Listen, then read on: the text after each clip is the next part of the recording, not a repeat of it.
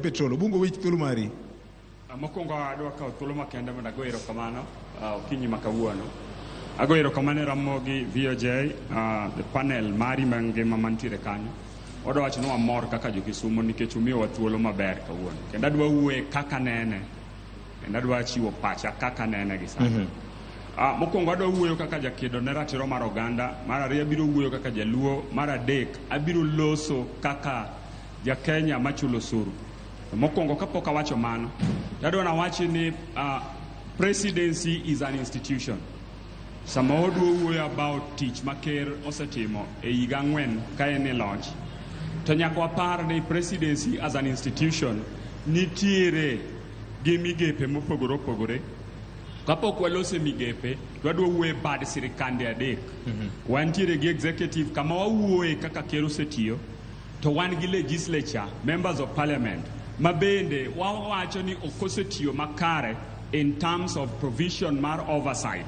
Mondo gikony ker tich makare nikech gine mathothgi iyudo ka ginyayo mibadhi kendo thothgi yudo ka gininde tije gi wigi owile tije monego bene gitimo to gin gi a constitutional role kata mandate in the name of NGCDF ma onego bene gikonyo godo mondo development ochop piny tiyudo ka mano ok timre. Creation of job opportunities nego beni wabungewa make sure ni alwora ma giwuoke gi create job opportunities mondo mi jowa yudhewa matindo madonje timbe marichogi yudo ka koro sirkal oseloso mano. Mi mano bende waneno ka ok ber. Judiciary, mibadhi manie judiciary bende en gima oseketho face mar Kenya. Omiyo duto bagite ikawo titero ni president to wiwa wil ni migao ka migao kata bar sirkal ka bar sirkal nitiere gi role mare mopogore yore kata obedo ni wan gi the head of the executive kata president mochung' ne Kenya mangima. Omiyo mano en gima adwa nawachi. Mar ariyo, wachako wacho ni Kenya katiba marwa omiyowa sirkande mopogore. Omiyowa central government motelnegi president to chako omiyowa 47 county governments motelnegi governors.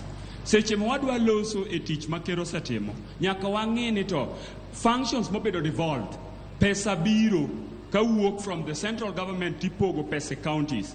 Governors wa osebedo katiyo machalo nadi kod pesa litna kabisa kaka ja-Kisumu mas chulo osuru mondo ger Kisumu ni Kisumu waka nyocha report owuok ni 5.9 billion ok nyal bedo accounted for ni en pesa ma tije manotim mag contractors. Okwang'eyo ni contractors adi to gin contractors ma gibandho pesa machalo nadi monego bed ni chulogi to ne gin tije machalo nadi to pesa gi gidhi mfuk joma nadi.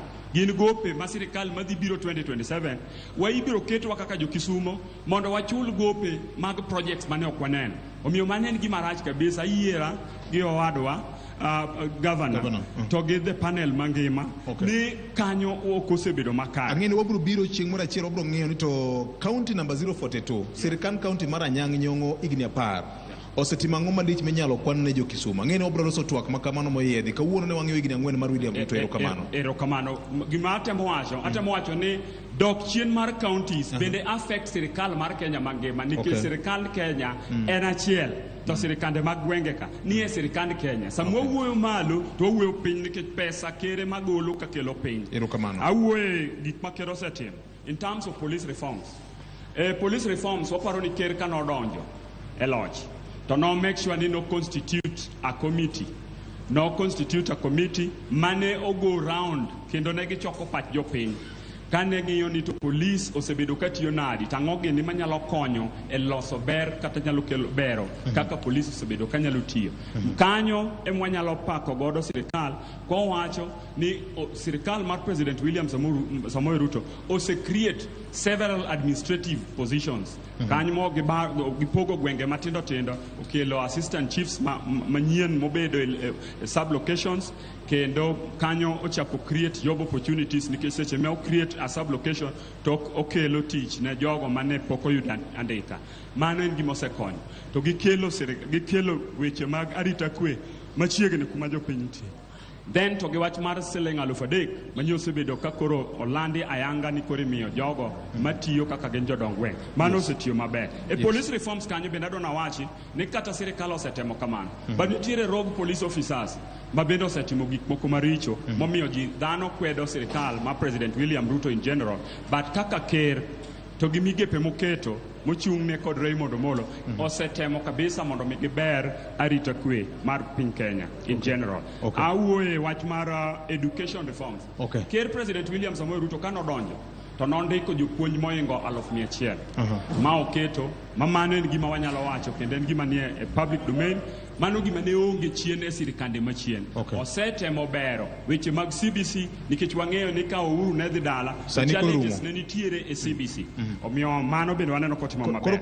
E wach mar health katieko go, e wach mar health SHA osetem kaluwore gi wuok mane wantiere NHIF ka wabire SHA. Nyaka wayiere ni seche mane wawuok e NHIF ne nitiere challenges mang'eny mane nitiere NHIF, and seche mane di transition kidhiye wach mar SHA ne challenges nyaka ne bedie kabisa ka ne gik mane timore. Kata an awuon personally kama antie kan pod en penjo mapenjo magombo mondo an bende ayudie duoko.